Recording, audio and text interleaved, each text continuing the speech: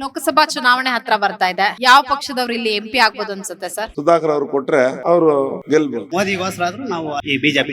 ಈಗ MLA ಆಗಿರುವಂತಹ ಪ್ರದೀಪ್ ಈಶ್ವರ ವಿರುದ್ಧ ಸೋಲ್ತಾರ. ಕನಸಲ್ಲಿ ನೆನ್ಕೊಂಡಿಲ್ಲ, ಅದೇನೋ ಅವ್ರಿಗೆ ಅದೃಷ್ಟ ಇದೆ, ಗೆದ್ದಿದ್ದಾರೆ. ಹೈ ಲೆವೆಲ್ ತೋರಿಸ್ಕೊಂಡು ಅದಕ್ಕೋಸ್ಕರ ಅವ್ರು ಸೋತಿದ್ದಾರೆ.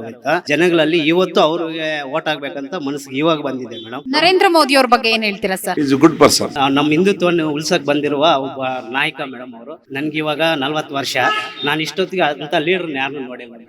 ರಾಹುಲ್ ಗಾಂಧಿ ಅವ್ರ ಬಗ್ಗೆ ಏನ್ ಹೇಳ್ತೀರಾ? ಅವ್ರಿಗೆ ಯಾಕೋ ಅದೃಷ್ಟ ಇಲ್ಲ ಮೇಡಮ್. ಅದ್ರ ಬಗ್ಗೆ ಇನ್ನ ಎಷ್ಟು ಹೇಳಿದ್ರು ಹಿಂದೆ ಹೋದಂಗೆ ಲೆಕ್ಕ. ಪ್ರಧಾನಿ ಆಗುವ ಅರ್ಹತೆ ಇಲ್ಲ ಮೇಡಮ್. ಗ್ಯಾರಂಟಿಗಳನ್ನ ಕೊಡ್ಬೇಕಿತ್ತ ಬೇಡವಾ ಸರ್? ಕೊಡ್ಬೇಕಿತ್ತು, ಇಲ್ಲ ಬಟ್ ಅಷ್ಟು ಬೇಕಾಗಿಲ್ಲ ಮೇಡಮ್ ಜನತೆಗೆ. ಬೇರೆ ಅಭಿವೃದ್ಧಿ ಕೆಲಸ ಮಾಡ್ಬೇಕೆ ವಿನಃ ಗ್ಯಾರಂಟಿಗಳು ಕೊಟ್ಬಿಟ್ಟು ಬೇಜವಾಬ್ದಾರಿ ಇದಕ್ಕೆ ಕೊಟ್ಟಿದ್ದಾರೆ ಅಷ್ಟೇ ವಿನಃ ಅದು ಏನು ಪ್ರಯೋಜನ ಇಲ್ಲ ಮೇಡಮ್. ಈಗ ಕಾಂಗ್ರೆಸ್ ನಿಂದ ರಕ್ಷಾರಾಮಯ್ಯ ಅವರ ಹೆಸರಿದೆ. ಸೊ ಹೇಗೆ ಅವರು ಕೂಡ ಸಮರ್ಥ ಅಭ್ಯರ್ಥಿ ಅನಿಸ್ತಾರೆ? ಯಾಕಂದ್ರೆ ಅವರು ಕೂಡ ಯುವಕರು, ಎಲ್ಲರಿಗೂ ಪರಿಚಿತರಲ್ಲ ಅವರು.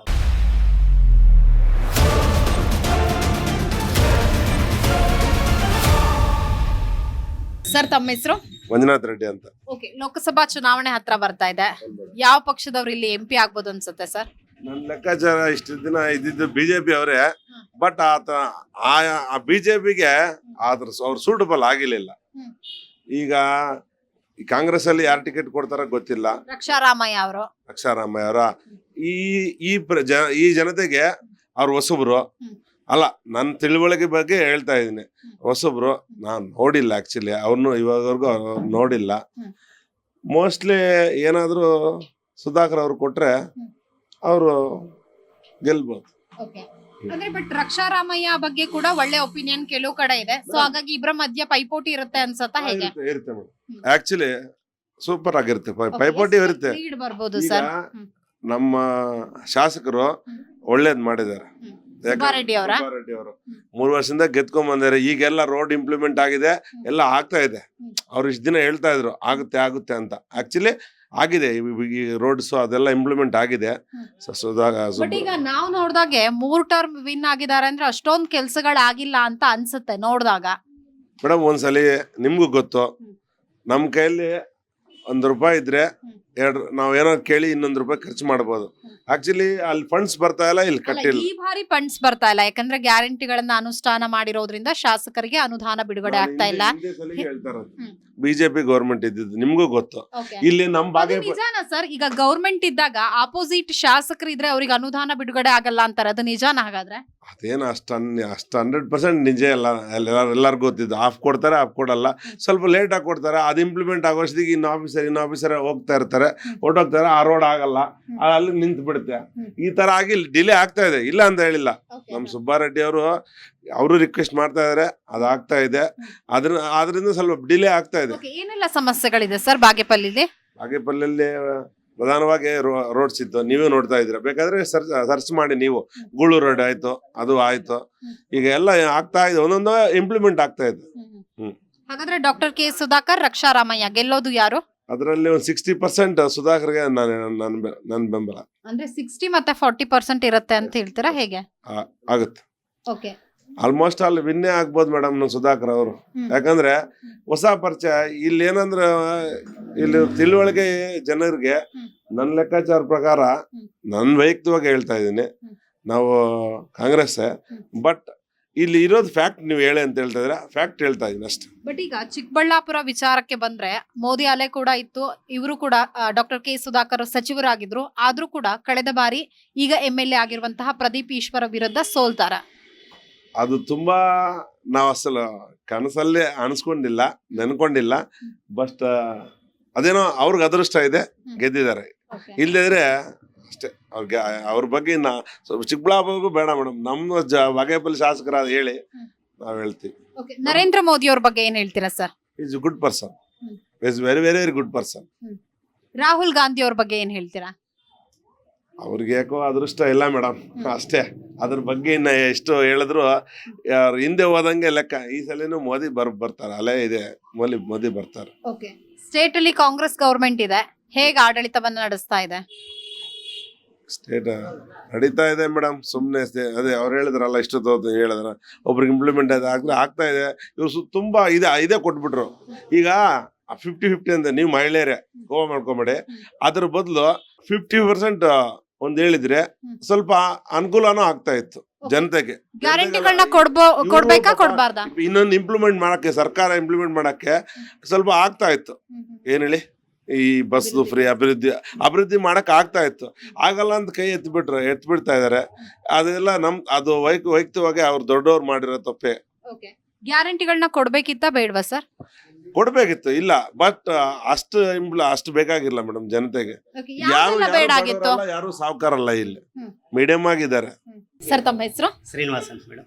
ಲೋಕಸಭಾ ಚುನಾವಣೆ ಬರ್ತಾ ಇದೆ. ಚಿಕ್ಕಬಳ್ಳಾಪುರ ಲೋಕಸಭಾ ಕ್ಷೇತ್ರದಿಂದ ಯಾವ ಪಕ್ಷದವ್ರು MP ಆಗ್ಬೇಕು ಸರ್? ಬಿಜೆಪಿ ಅವ್ರು ಆಗ್ಬೇಕು ಮೇಡಮ್. ಯಾಕೆ ಸರ್ ಬಿಜೆಪಿ ಅವ್ರು ಆಗ್ಬೇಕು? ಅವ್ರು ಒಳ್ಳೆ ಆಡಳಿತ ನಡೆಸ್ತಾ ಇದ್ದಾರೆ, ಕೇಂದ್ರದಲ್ಲೇ ಒಳ್ಳೆ ಆಡಳಿತ ನಡೆಸ್ತಾ ಇದ್ದಾರೆ. ಅದಕ್ಕೋಸ್ಕರ ಅವರು ಮೋದಿಗೋಸ್ಕರ ಆದ್ರೂ ನಾವು ಅಲ್ಲಿ ಈ ಬಿಜೆಪಿ.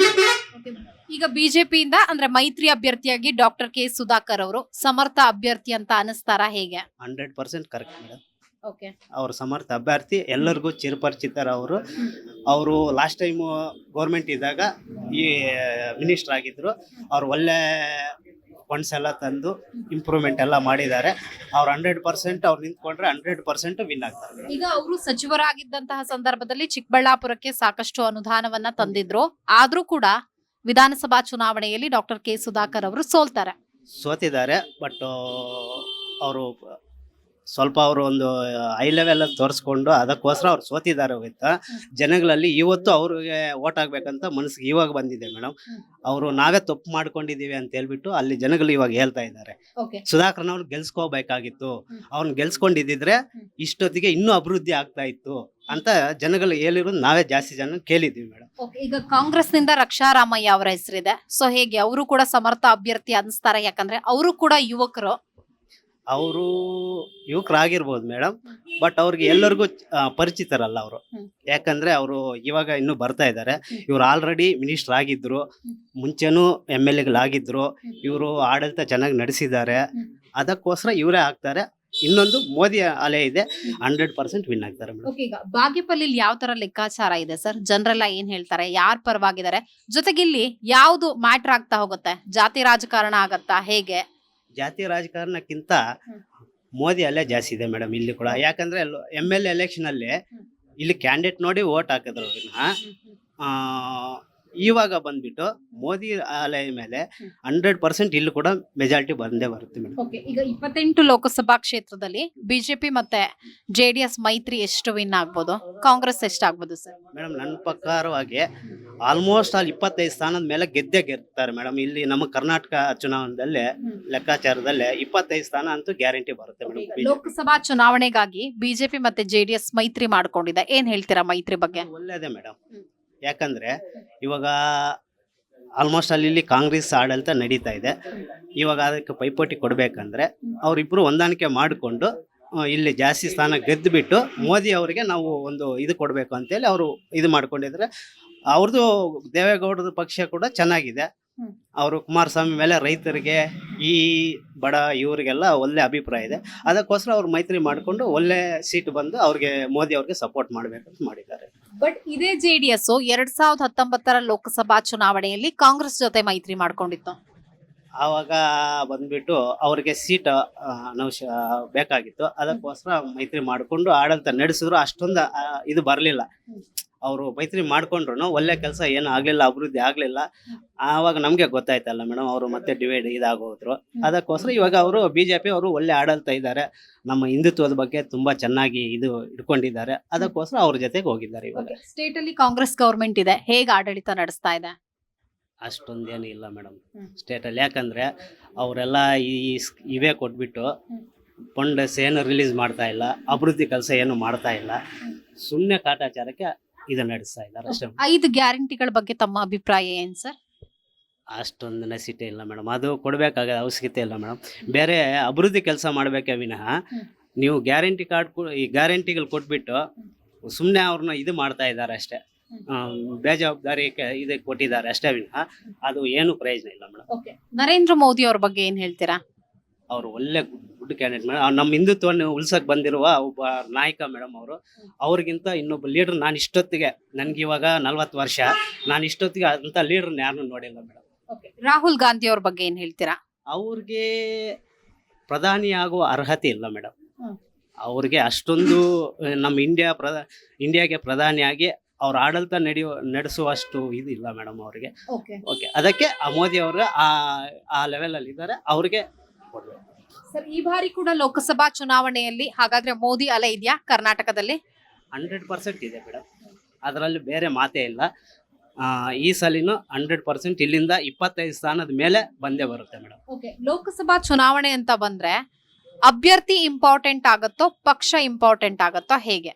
ಲೋಕಸಭಾ ಚುನಾವಣೆಗೆ ಇಲ್ಲಿ ಪಕ್ಷನೇ ಇಂಪಾರ್ಟೆಂಟ್ ಆಗುತ್ತೆ ಮೇಡಮ್. ಓಕೆ, ಅಂದ್ರೆ ಅಭ್ಯರ್ಥಿ ಇಂಪಾರ್ಟೆಂಟ್ ಆಗ್ತಾರೋ ಅಥವಾ ನರೇಂದ್ರ ಮೋದಿ ಅವರು ಇಂಪಾರ್ಟೆಂಟ್ ಆಗ್ತಾರೋ? ನರೇಂದ್ರ ಮೋದಿನೇ ಇಂಪಾರ್ಟೆಂಟ್ ಆಗ್ತಾರೆ madam. Okay sir, thank you. Okay, thank you.